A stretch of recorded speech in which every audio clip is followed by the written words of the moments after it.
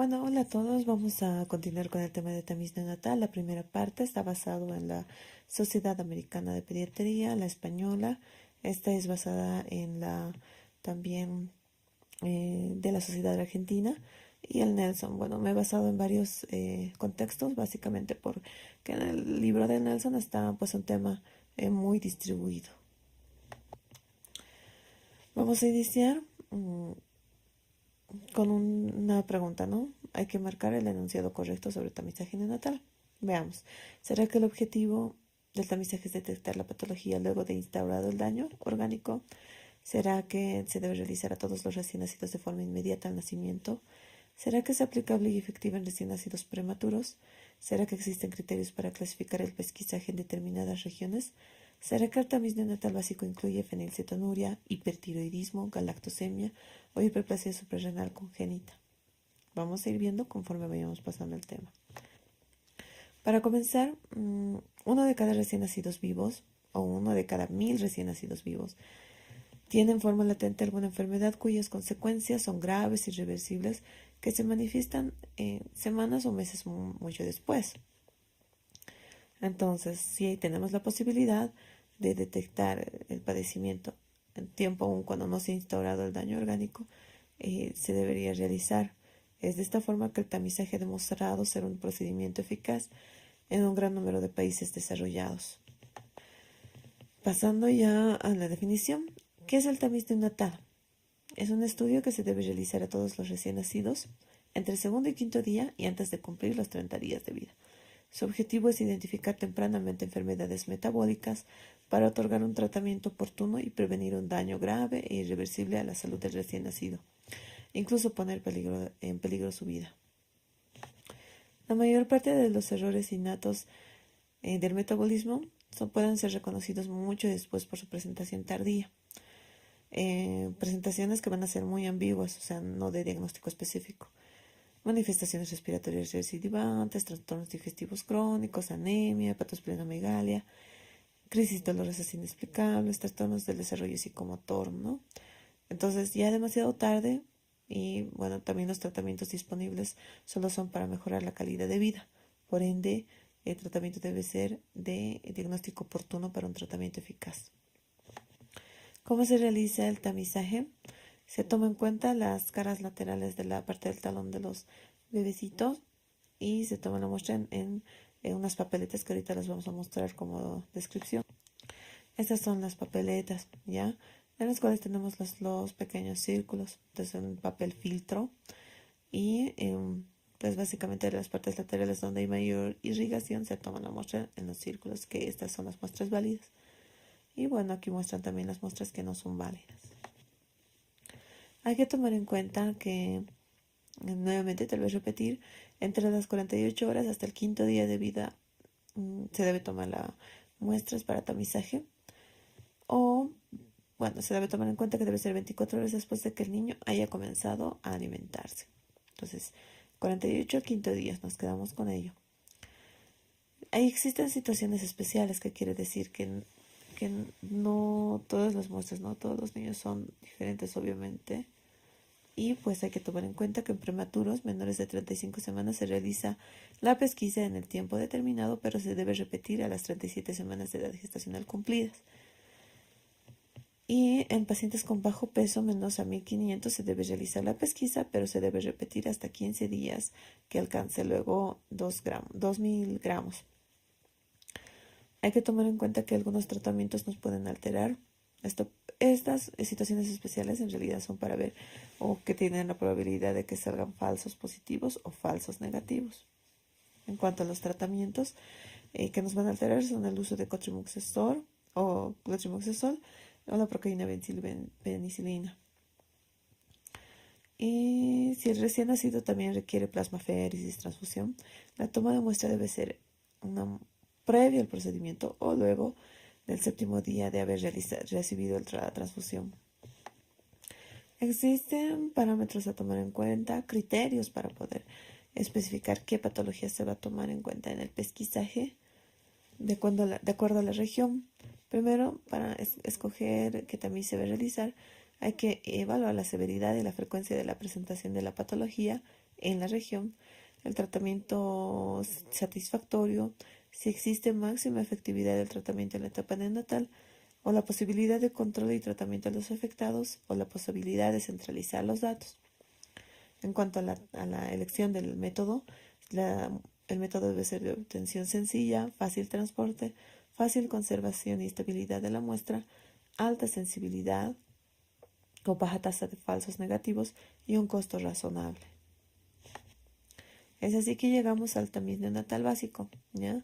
Cuyo procedimiento ha sido efectivo para 4 errores innatos del metabolismo: el hipotiroidismo congénito, la fenilcetonuria, la galactosemia y la hiperplasia suprarrenal congénita. Entonces, tomar en cuenta que es hipotiroidismo, ¿no? Volviendo a nuestro enunciado, entonces el enunciado correcto es: existen criterios para clasificar el pesquisaje en determinadas regiones, como ya lo habíamos mencionado. El objetivo del tamizaje no es detectar una vez instaurado el daño, sino antes. Se debe aplicar a los recién nacidos no de forma inmediata, ¿ya? Es a los 48 al quinto día, ¿no? No es aplicable en prematuros, como decía, en esos casos pues hay que realizar repetición del examen. Después, el tamiz neonatal básico no incluye el hipertiroidismo, ¿no? Como mencionamos, es fenilcetonuria, hipotiroidismo congénito, galactosemia, hiperplasia suprarrenal congénita. ¿Cómo tenemos que interpretar los resultados de una muestra? Primero, si nuestro resultado es menor al límite, está normal. Si es mayor o igual al límite, es dudoso, hay que repetir nuevamente la muestra. Si en la muestra sale el menor al valor límite, está bien, pero si nuevamente sale positivo, ya hay que hacer la prueba diagnóstica confirmatoria. Y si la muestra es inadecuada o nuestro paciente pertenece al grupo de casos especiales, se debe tomar nueva muestra. Pasando a otro punto, lo vamos a hacer con un caso clínico. Se trata de un paciente de 5 días de vida, primer embarazo, nacimiento por cesárea programada por DCP, con signos de sufrimiento fetal, líquido amniótico meconial, recibió estimulación al nacimiento, aporte de oxígeno adicional, pero fue externado en buenas condiciones.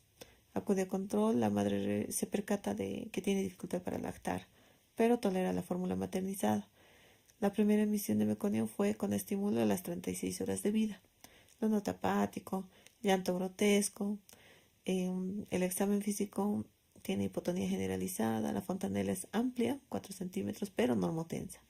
Llanto ronco, mucosa húmeda, cardiopulmonar normal, sin datos de dificultad respiratoria. Está ictérico con Kramer 3 y el abdomen no está distendido, pero es blando, ruidos hidráulicos normoactivos, llenado capilar menor a 2 segundos, la piel es seca, con macroglosia y los signos vitales dentro de parámetros aceptables para la edad.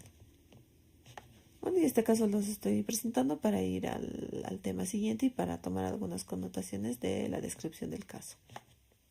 Bueno, cabe mencionar que vamos a ir con el hipotiroidismo congénito, y para ir al tema, pues primeramente nos vamos a acordar de la biosíntesis, ¿no? Y el ciclo de la formación de la hormona tiroidea. En el hipotálamo tenemos la hormona liberadora de la hormona tirotropina o de la tiroestimulante, que se va a estimular en la parte anterior de la hipófisis, ¿no? Y esta va a estimular a la glándula tiroidea para formar la hormona tiroides, ¿ya? Cuyos metabolitos activos son la T3 y la T4. Sus funciones son a nivel sistémico, ¿no? Actúa contra el crecimiento, el aparato vascular, metabolismo celular, transcripción genética y el desarrollo.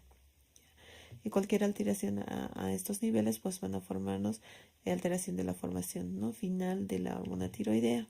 Entonces, como definición, el hipotiroidismo congénito es una situación resultante de la disminución congénita de la actividad biológica de las hormonas tiroideas. Puede ser por producción deficiente a nivel hipotálamo hipoficiario, que es el hipotiroidismo central, o a nivel tiroideo, el hipotiroidismo primario, o bien por resistencia a su acción a nivel periférica en cada uno de los organitos en los que actúa, llamándose ahí hipotiroidismo periférico. Por otro lado, 1 de cada 4.000 lactantes en todo el mundo va a presentar esta patología, por ende su distribución es amplia y sí forma parte del tamizaje básico, ¿no? Entonces, estas son un cuadro de causas, ¿no? De la presentación del hipotiroidismo primario, ¿ya? En la cual se dice que tenemos primero los defectos del desarrollo fetal de la tiroides, que son disgenesias, y de la cual el 80 al 85% de pacientes con hipotiroidismo congénito tienen disgenesias, ¿ya? De esta, el 66% va a ser ectopía, es decir, la localización de la glándula va a estar en otra parte, generalmente en la base lingual, y 33% aplasia, ¿ya? Otro porcentaje, un 15%, se va a presentar con defectos de la síntesis de hormonas tiroidea, llamada dishormonogénesis, el 15%, ¿no? Que se asocia a bocio. Por otra parte, para repasar un poco y entender un poco de estas etiologías, vamos a acordarnos la formación de la hormona tiroidea. Y a nivel molecular tenemos nuestro capilar, la glándula, el tiroidocito y el coloide, ¿ya? De la capilar se va a absorber el yodo, ¿ya? Continuamente. Y en la parte del coloide se va a unir con la tiroglobina o tiroglobulina, donde se va a oxidar. Y una vez oxidada, se va a organificar formando ya la monoyodo, diyodo, tetrayodo, tironina con la tiroglobina y posteriormente el acoplamiento, ¿no? Con la formación de T3, T4 y su liberación a nivel capilar, ¿ya? Y bueno, pues esto va a ser continuamente, ¿no? Por ende, otra de las causas de la alteración de la biosíntesis de la hormona tiroidea van a ser las causas de hipotiroidismo, ¿ya? Por ende, el defecto del transporte, la mutación, a nivel de la proteína pendrina.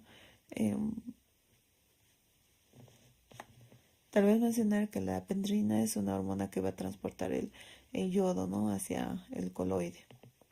Entonces, alteraciones a cualquier nivel de la biosíntesis va a formarnos el hipotiroidismo congénito, ¿ya?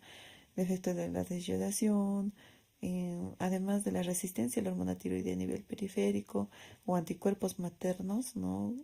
Siempre ver los antecedentes maternos, déficit de yodo, o medicación en la madre, la miodarona, el metimazol y el radioyodo. Y bueno, estas son causas de hipotiroidismo central o hipofisiario. Para hacer el diagnóstico existe un índice de Letard. Esto es extraído de la Sociedad Española de Pediatría. Y bueno, no se encuentra ¿no? como tal en el libro de Nelson, pero es un excelente índice que nos ayuda a la orientación diagnóstica. Si un paciente tiene hernia umbilical, nuestra puntuación de 1. Problemas en la alimentación, 1. Hipotonía, 1. Estreñimiento, 1. Macroglosia, 1. Inactividad, 1. Moteado cutáneo, 1. Piel seca, 1.5. Fontanela posterior amplia, 1.5. Facies característica, nos va a dar una puntuación de 3 con un total de 13. De esta valoración, menos de 4 puntos en diagnóstico descartado, de 4 a 7 puntos diagnóstico de sospecha y mayor a 7 puntos diagnóstico clínico de certeza, ¿no? Y con este diagnóstico clínico pues ya nos vamos a ir al tratamiento. Este examen es muy aplicable, ¿no? A recién nacidos y es muy valorable, ¿no? Tiene una sensibilidad mayor al 80%. Volviendo a nuestro caso clínico, vamos a identificar los puntos a tomar en cuenta, ¿no? Primero, nuestro paciente ha sido por cesárea, por DCP, con datos de sufrimiento fetal agudo. El líquido amniótico ha sido meconial, ha recibido estimulación y aporte de oxígeno, es decir, que ha habido discreta hipoxia, ¿no? Pero ha sido externado en buenas condiciones. La AMA refiere dificultad a la lactancia, ¿no? Como mencionábamos para una clasificación no clínica, pero tolera fórmula.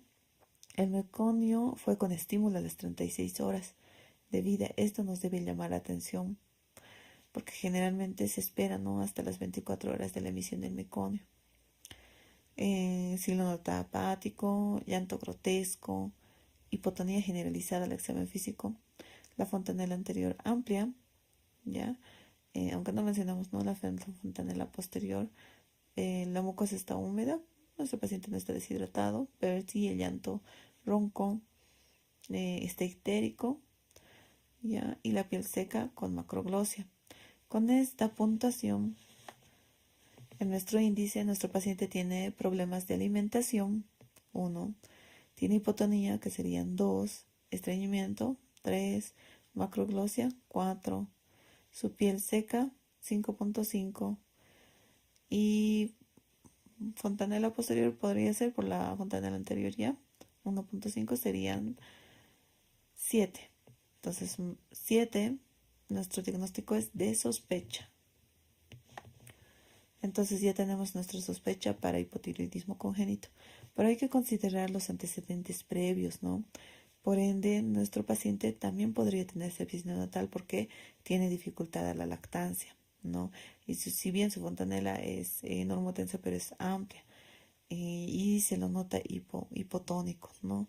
Entonces, nuestro diagnóstico diferencial sí es ictericia, ¿no? Por la ictericia, bueno, que presenté, el hipotiroidismo congénito. La ictericia puede ser secundaria al hipotiroidismo, pero no descartamos solamente ictericia como tal, y sepsis neonatal por las características del cuadro, ¿no? Entonces, nuestra opción es todas. ¿Cuál es nuestra confirmación, no? Tenemos en nuestro paciente, por ejemplo, cuando tenemos un algoritmo, ¿no?, de hipotiroidismo, nuestra TSH sale menos a 10, decimos que es normal. Supongamos que nuestro paciente ha salido, por decir así, 15 o 20. La confirmación, debemos realizar la confirmación diagnóstica. La confirmación diagnóstica se hace con el dosaje cuantitativo de TSH y T4. Hay que verificar si hay anticuerpos antitiroideos, la tiroglobulina. Hay que hacer una ecografía tiroidea para ver, ¿no?, las causas, ¿no?, del hipotiroidismo, centellograma tiroideo y evaluación por endocrinología pediátrica, ¿ya? Sí, la evaluación por el endocrinólogo, como nuestro país no va a ser un poco prolongado, de dificultad, se puede iniciar el tratamiento. Se inicia una vez tengamos la confirmación, ¿no? Luego de extraerse la muestra, se debe realizar la administración de levotiroxina de 10 a 15 microgramos por kilo día. Como mencionábamos, pueden haber falsos negativos y falsos positivos y es necesario que sepamos cuáles son, ¿ya? Los falsos positivos nos pueden dar una muestra muy precoz, es decir, no cumpliendo las 48 horas, las primeras 24, incluso nacimiento. Podría haber exposición materna a la medicación antitiroidea. Podría haber falsos negativos en el caso de pacientes prematuros o déficit de globulina ligadora, hipotiroidismo secundario terciario o un error de laboratorio. ¿Cuáles van a ser las complicaciones, no, o la presentación ya de forma tardía? Bueno, nuestro paciente podría tener retraso del crecimiento, retraso de la maduración ósea, retraso psicomotor, ¿no?, trastornos de aprendizaje, fatiga, anorexia, intolerancia, estreñimiento, piel seca, miopatía, pubertad retrasada, bradicardia, hipotensión, bocio. Entonces, para evitar llegar a esto, porque ya una vez instaurada la enfermedad, el tratamiento, si bien se puede instaurar, pero las complicaciones, muchas de ellas no. Bueno, ya pasando a otro tema, vamos a presentar otro casito clínico. Un paciente de 2 años de edad, procedente de población rural, ¿ya?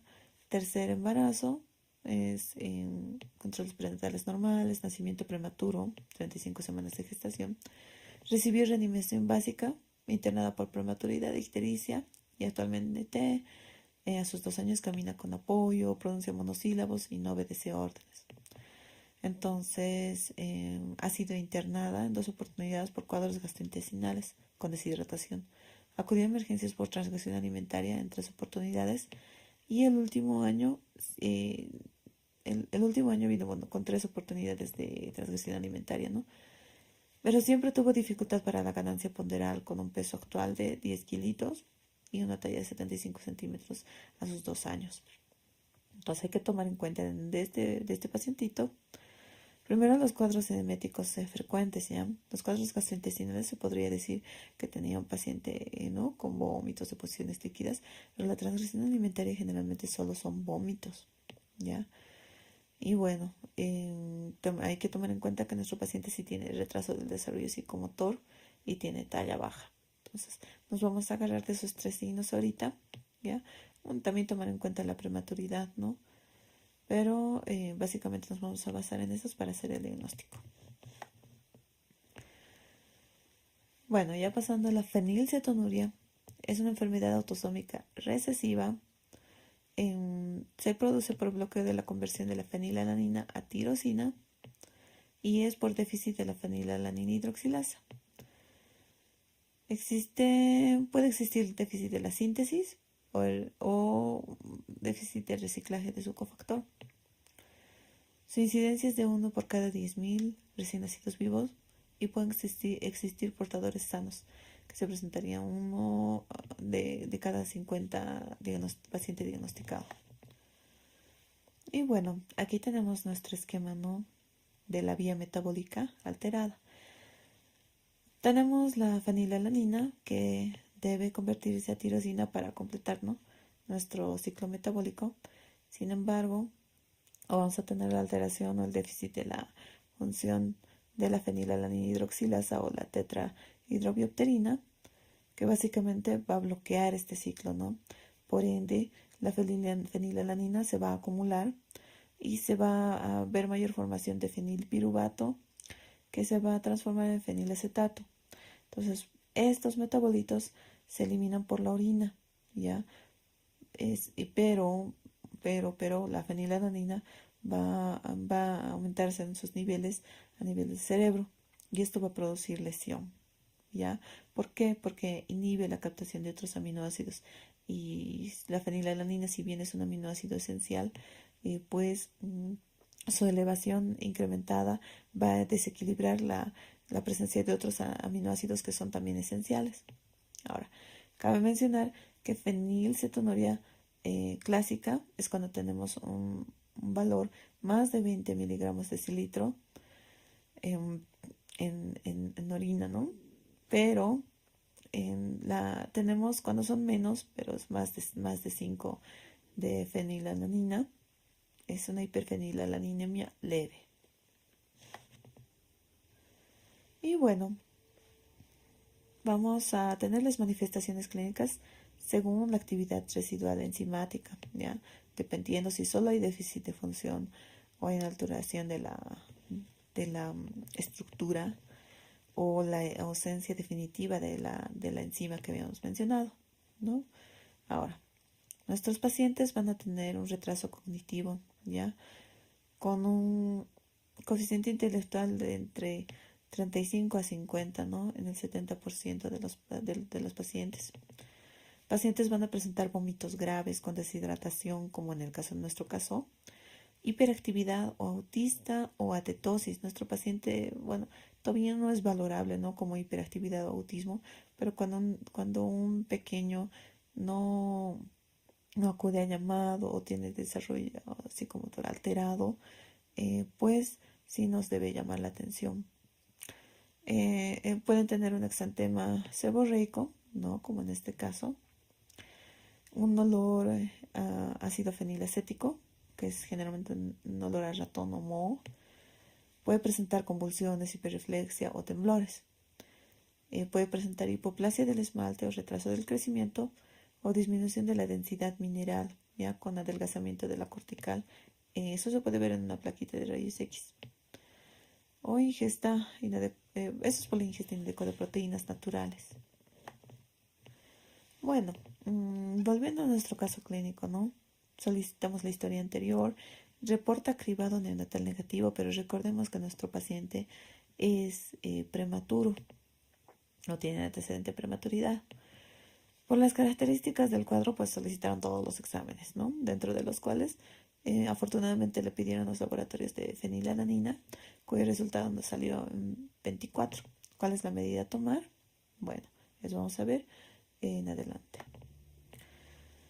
Como mencionábamos previamente, ¿no?, tenemos falsos positivos y falsos negativos.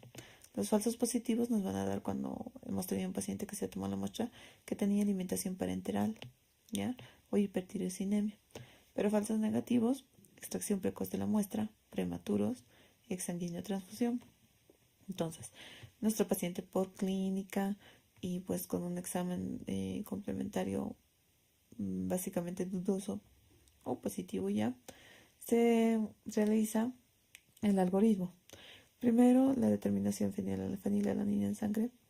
Si es mayor a 4, se debe realizar dosaje cuantitativo, ¿no? Nuestro paciente tiene 24. Con 24 tiene mayor a 20, entonces ya tiene diagnóstico de fenilcetonuria clásica y se debe realizar ya la dieta inicialmente. De 6 a 20, nuestro paciente se queda catalogado como hiperfenilalaninemiia, ¿ya? O actividad parcial. Se podría decir que en estos pacientes la actividad residual enzimática pues es de un buen porcentaje que va a mantener o va a presentar datos ambiguos, ¿no? Entonces, el tratamiento en estos casos es uso de cofactor de aminoácidos y dieta. O el cofactor, como decíamos,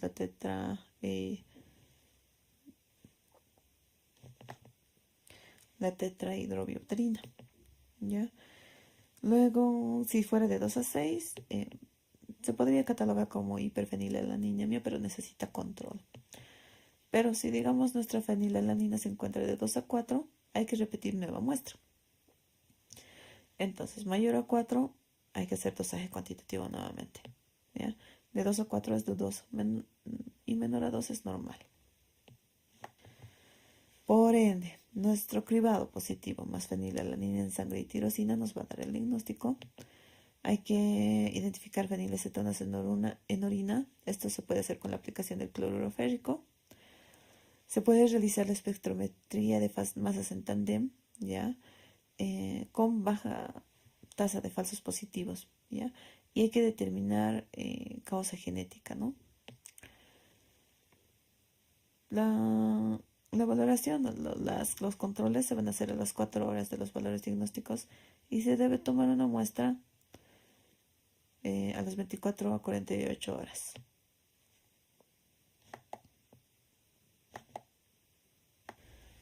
Para el tratamiento, pues se debe realizar con pacientes con más de 10 miligramos de cilitro de fenilalanina en sangre o más de 6, ¿ya?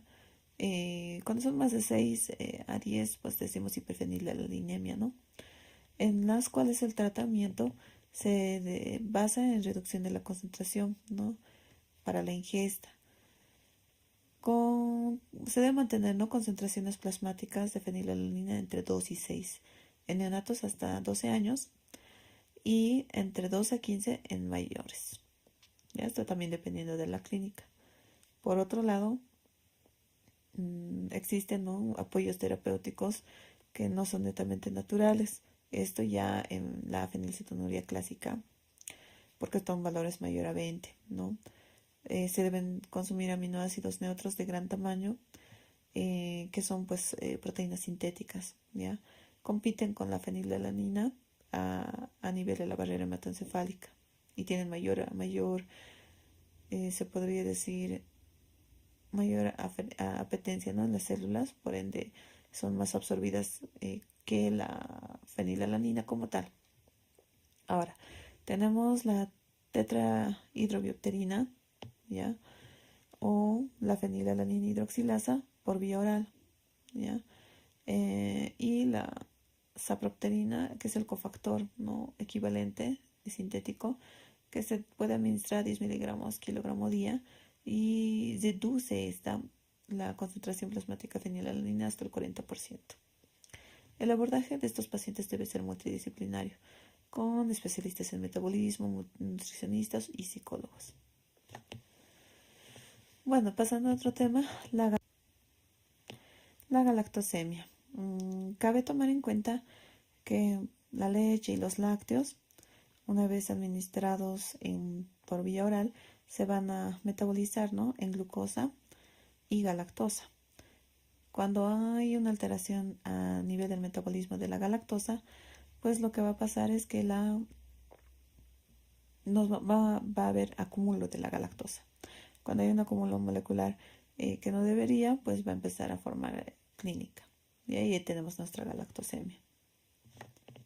Esta es nuestra vía metabólica, de la cual nuestras enzimas clave y cuya alguna alteración de ellas pues va a contribuir para que tenemos la galactosemia. Tenemos la galactoquinasa, tenemos la UDP, la uridiltransferasa y la fosfoglucomutasa, ¿ya?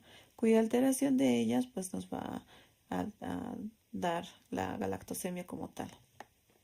Y a este nivel generalmente es la que nos va a dar la galactosemia clásica, ¿no? Este déficit de esta enzima. Los lactantes con déficit enzimático total o casi total nos van a dar la galactosemia clásica. Es una enfermedad autosómica recesiva. Los lactantes padecen del déficit de la transferasa, ¿no? Como mencionábamos, y se va a presentar generalmente la segunda mitad de la primera semana de vida. La presentación va a ser de 1 por cada 60.000. La acumulación de galactosa 1-fosfato causa lesión en los riñones, hígado y cerebro. Entonces nuestra clínica va a ser algo ambigua, ¿no? Que va a tener muchos diagnósticos diferenciales. ¿Ya? Las principales son ictericia, hepatomegalia, vómitos, hipoglicemia, cirrosis, insuficiencia hepática, convulsiones, letargos, signos como de pseudotumor, escasa ganancia ponderal, cataratas, hemorragia vítrea o sepsis por Escherichia coli. Entonces, para realizar el diagnóstico se debe tomar varias muestras en orina, ¿no? Por el Clean Test se va a determinar las concentraciones de glucosa, galactosa y otras. Por otro lado, para la confirmación diagnóstica se debe requerir la concentración específica de las enzimas que estamos sospechando que están en déficit y genética. Se debe realizar el estudio con cromatografía o prueba enzimática, ¿ya? Y existen otras pruebas que son un poco más específicas, ¿no? Como una cromatografía líquida de alta eficacia para determinar con exactitud la concentración o incluso la actividad de la enzima en los eritrocitos. Ahora tenemos aquí el algoritmo diagnóstico, ¿no? Esto después del cribado. Si en el cribado tenemos en sangre una concentración normal, pues ahí termina nuestro estudio. Pero si está aumentada entre 8 a 10 miligramos de cilitra o un valor límite, pues entonces se debe hacer un control, la determinación específica de la galactosa 1-fosfato. Si esta es normal, se descarta, ¿no? La deficiencia de la galactoquinasa, que es la segunda causa, ¿no? La primera es la galactosa 1-fosfato y la segunda la galactoquinasa, ¿ya? Si esta fuera alterada, pues hay que consultar a endocrinología. Por otro lado, si la galactosa 1-fosfato está aumentada, entonces hay que medir específicamente cuánto y consultar al especialista. Cabe mencionar que este estudio pues también tiene sus falsos positivos y negativos. Las causas son del falso negativo, transfusiones.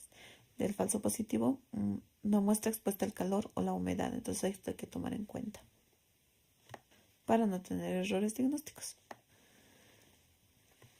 Tenemos, bueno, en la parte genética, la variante Duarte, la cual va a haber una sustitución, ¿no?, de los aminoácidos o la mutación.